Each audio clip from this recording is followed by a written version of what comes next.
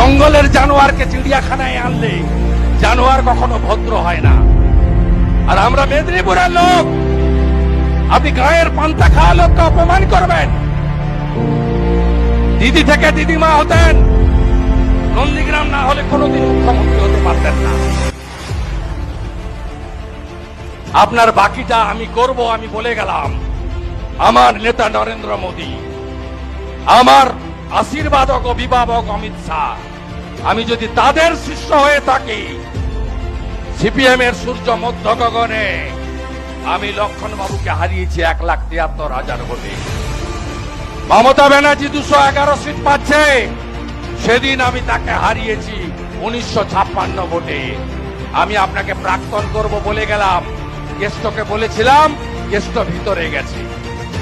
বালুকে বলেছিলাম, বালু ভিতরে গেছে।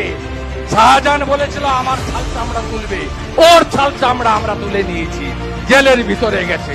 আজকে বলে গেলাম, কুমার জানার মাটিতে দাঁড়িয়ে, বিরাজ বাবুর মাটিতে দাঁড়িয়ে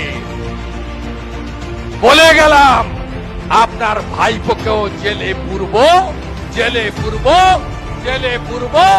আর আপনার ভবিষ্যৎ কালীঘাট মন্দিরের সামনে বাটি দিয়ে বসাবো আপনাকে, বলে গেলাম আপনাকে।